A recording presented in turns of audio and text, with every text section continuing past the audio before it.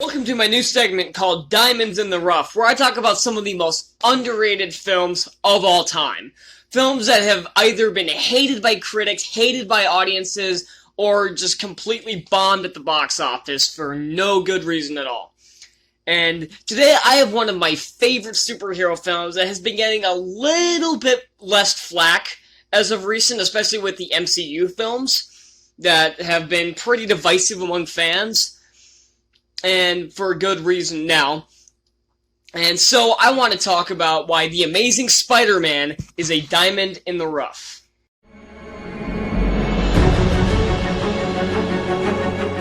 Now I know immediately I'm going to get a lot of Raimi fanboys and MCU Spider-Man fanboys coming at me saying that this film sucks. But they won't have any actual reasons as to why.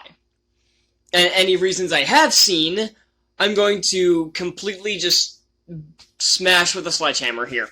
So let's get into this. And I am probably the right person to talk about this film because it's one of the only Spider-Man films I like.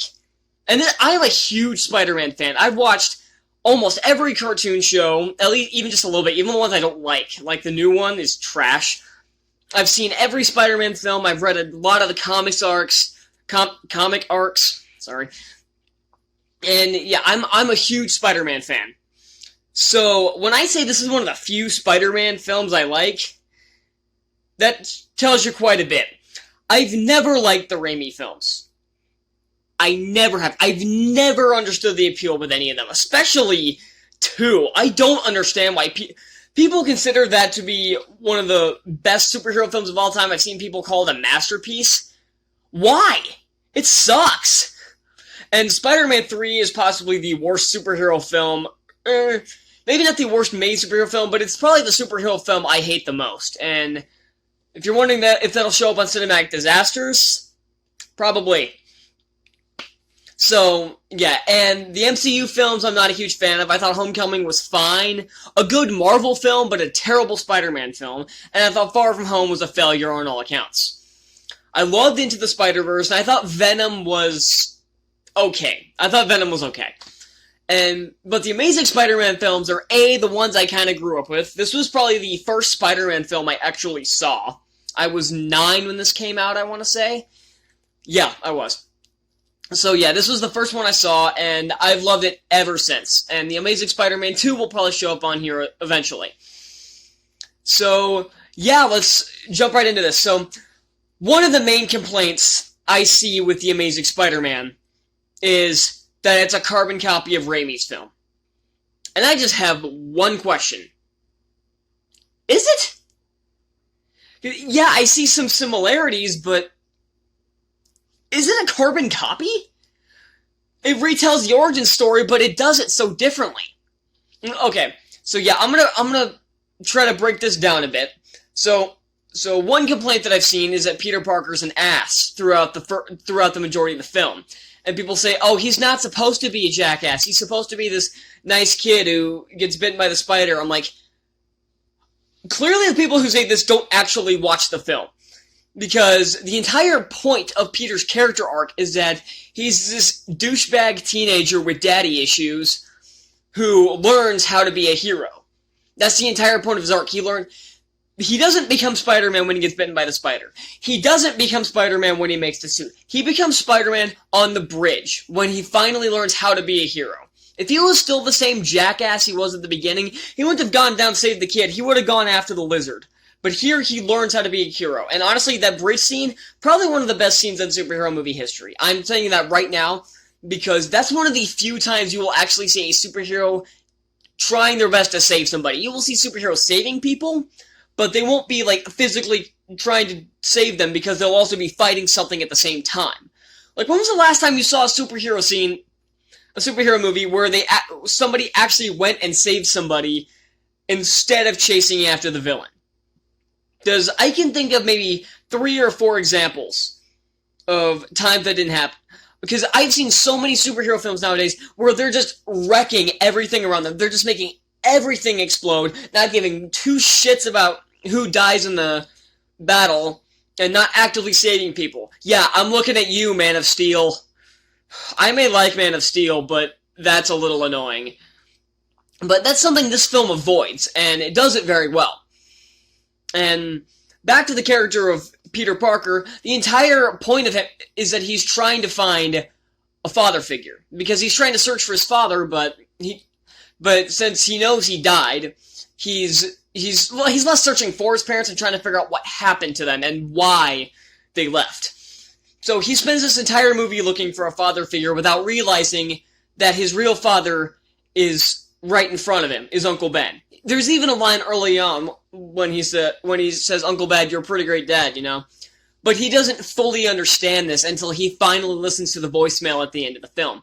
Because he tries to find it with Dr. Connors, because he's the closest lead he has to his father. And he's the only person he's ever met that's so much like his father. He's a scientist. He's working on cross species. He worked with his father. And you could also consider Captain Stacy, though he's more of a, I wouldn't call him more of a father figure, more of a mentor-ish figure. But yeah, that's not really how that goes there. But that's the entire point of Peter's arc, is that he's trying to find his father figure, but doesn't realize that the only one he needed was the one he already had. And it shows that he doesn't have that great a relationship with his Aunt May. He has a better relationship with his Uncle Ben. And that creates kind of a rift between him and May through the film, where they get, again, like the first time he goes out as Spider-Man at night when he beats up the car thief, which is a really funny scene, actually. I really like the carjacker scene, where he just wails on the guy with his webs. And people have pointed out that he's a jackass in the scene. That's completely intentional here. He's intentionally acting like a dick. Because, again, that's his arc. He goes from being this douchebag with superpowers to an actual superhero. But back to him and May, he comes back, and then him and May, there's tension the second he walks in the door. Because he's late, because it's basically after curfew. They don't say he has a curfew, but that's basically after curfew, because she's like sitting there waiting for him, and he forgot to pick up the eggs. So the second he walks in, there's tension between him and May, and they almost get into a shouting match here, because you can tell that after Peter had a great relationship with his Uncle Ben, and you can tell he doesn't have that great of one with his Aunt May. At least not yet. So you can tell there's already a rift there, and him being forgetful and doing all this other stuff and being irresponsible is the entire point. He's irresponsible and learns responsibility. That's the entire point. They change the way they say, with great power comes great responsibility. And yeah, sure, they kind of drag it out a bit, but you know what? I actually like the way they do it in this. The way it's said, and how it comes and how it's basically the theme of the movie is the two themes of this movie. One of them is responsibility, like most Spider-Man films should be, because again, his catchphrase is, "With great power comes great responsibility," and it's just. The character relationships in this are very well defined. More defined than in any other Spider-Man adaptation. Into the Spider-Verse, you don't see much of Miles and his dad, or Miles with his Uncle Aaron. You see maybe 2 scenes of each. And it's never developed enough. Here, he gets a good number of scenes with Uncle Ben. He gets a good number of scenes with Aunt May, with Gwen, with Captain Stacy, with Curtis Connors. And now, speaking of Connors, let's talk about the villain, the Lizard. And once again, people have said that this is just the Green Goblin all over again. And it's really not. Sure, he has the kind of split personality thing, but that wasn't the original point. That wasn't what it originally was supposed to be. Sony cut this down extremely, because I guess Mark Webb's cut was extremely long. From what I can tell, just from the deleted scenes alone, that this movie probably would have been about 2 hours, almost 3 hours long. And even for Spider-Man, I don't think you're going to get that much from a 3-hour film. Avengers Endgame was the highest grossing film of all time, and it's 3 hours long, yes, but that's Avengers, not a reboot that a lot of people are going into skeptical of already. People knew Endgame was going to be good. They didn't know if Amazing Spider-Man was going to be good, and some people were already before they even watch the film, they're just like, nope, I can't do it. We want Spider-Man 4. Fuck this. And to those people, I'm just like, and if you're one of those people that's like, no, I hate this because it's not Spider-Man 4, then just go away. I don't give two shits what you think. But the entire point and another thing they like to complain about is his motivation makes no sense. That he just wants to turn people into lizards. Why? These are the people I don't take seriously when they say stupid shit like this because it is literally spelled out for the audience. It is literally stated that he wants to create a world without weakness. A world where people can lose limbs and grow them back, where they can be free of disease. A world with no weakness. That line is said probably 2 or 3 times. I know it's said at least once, but I think it's said it about 2 or 3 times, and people still can't figure this out. Those are the people that I do not take seriously. Are there any complaints that are valid about this film? There is one, and it has to do with the editing. Because they shot this on a studio backlot, and it looks phenomenal. They did not use a lot of CGI for this. They had a blue screen in the backgrounds, because they're not going to create a full city, but they shot this on a studio backlot, and like I said, the lighting, the cinematography, it all looks gorgeous. But it's cut, but a lot of the shots are cut, like, for instance, when he gets shot by the tranquilizer dart and he falls out of it, or gets shot in the chest, not in the leg. But when he falls off, he gets hit by a car, and then there's like 5 cuts in a row as the cars are like crashing all around him and Peter's hitting the ground. There's like 5 or 6 cuts in there.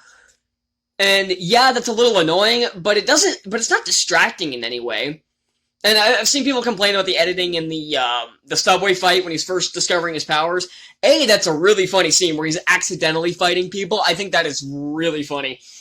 And yeah, there is a couple times where it like cuts to black, and I'm like, yeah, you could have done without that.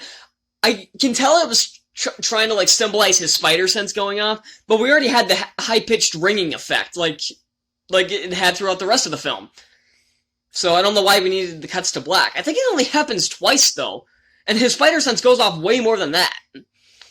And the one thing I do like in that scene is that it's like I said, he's accidentally fighting people. There's one point where the guy, like, picks up his skateboard, starts to hit it with it, and Peter just, like, instinctively raises his arm, knowing it's pointless. But with his super strength, the board hits his arm and splits in half. I thought that was hilarious.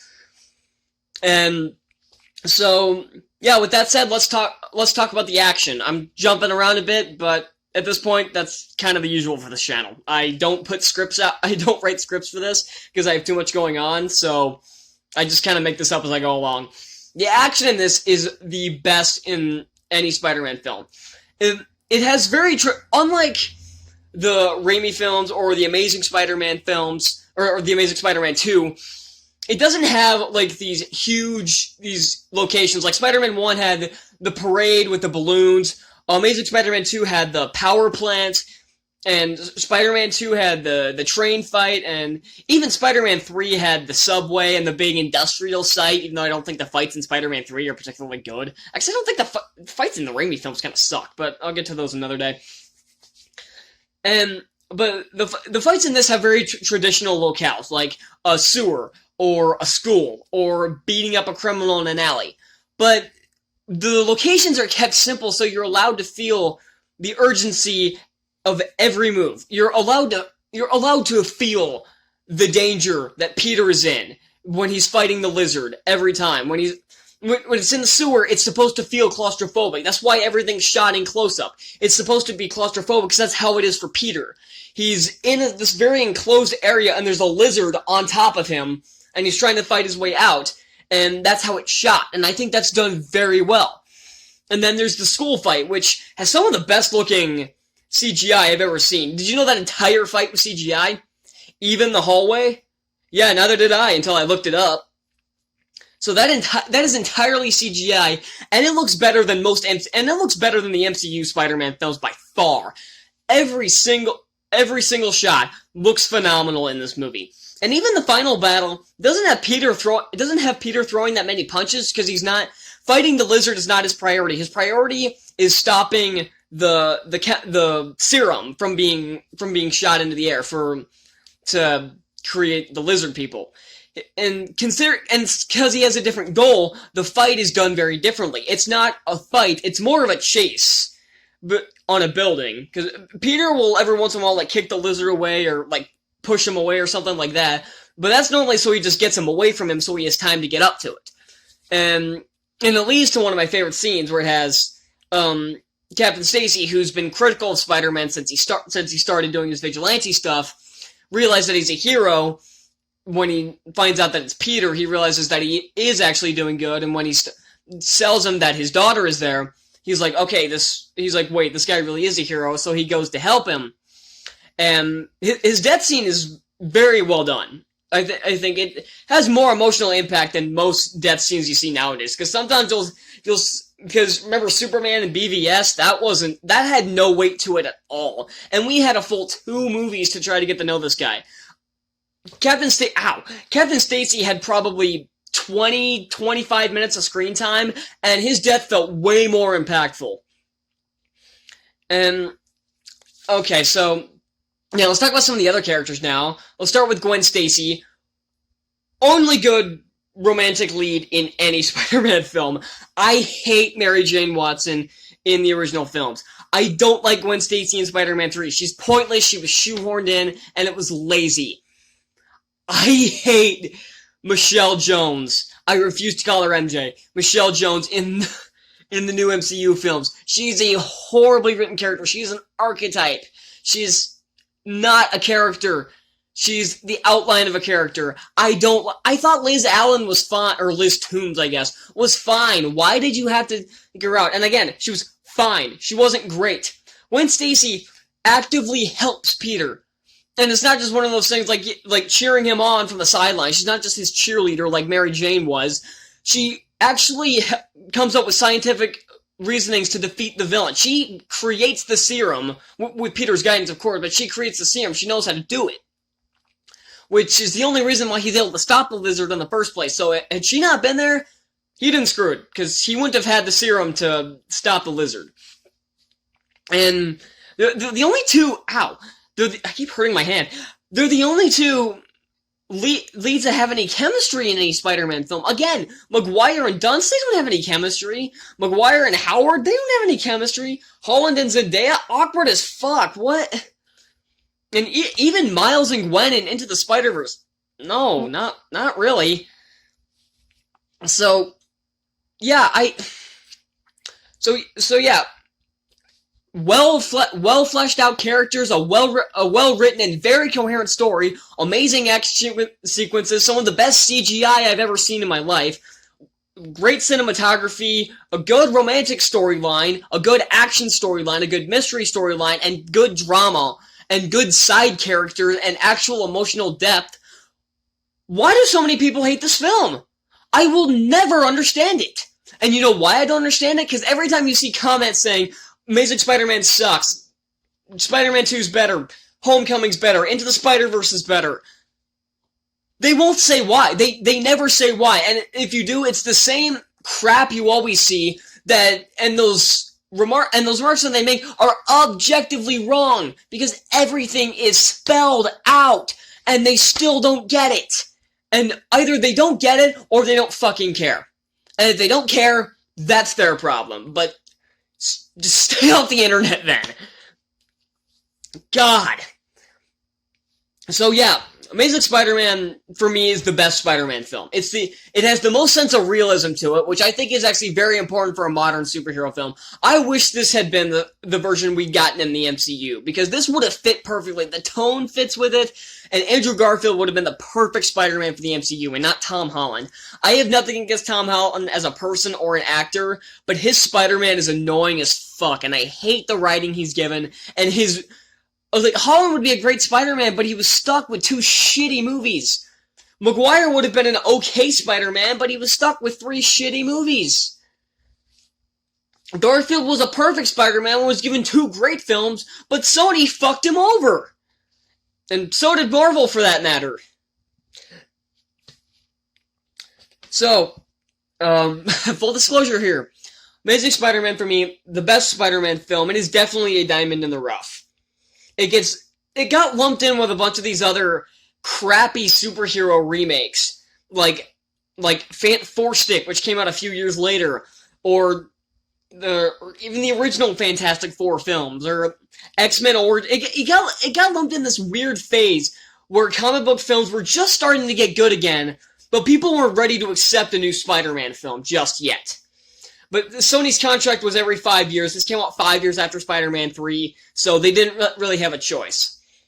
But this was lumped in with a lot of shitty superhero films, like The Dark Knight Rises, and, like I said, X-Men Origins, and Green Lantern, and Iron Man 2, and just... It got stuck in this weird phase of superhero films where people weren't... I don't think they were ready to take them completely seriously just yet. They were just starting to get there with Iron Man, Captain America, and the Avengers and stuff like that. But they were still... But even Marvel was still kind of hit and miss at the time, with ones like Incredible Hulk and Thor not doing that great. And Iron Man 2 not doing that great. Marvel didn't really hit their stride. I don't think Marvel really hit their stride till Winter Soldier in 2014. But by that point, for the Amazing Spider-Man franchise, which came out the month after Winter Soldier, it was too little. It was too little, too late. And Sony jumped ship with the franchise, and I will never forgive them for it. Thank you all so much for watching. Next time, we are going to be looking at a film that inspired me to actually call this Diamond in the Rough. Yeah, that's not the easiest hint I've ever given in my life. So, until then, yeah, I'll see y'all next time. Bye.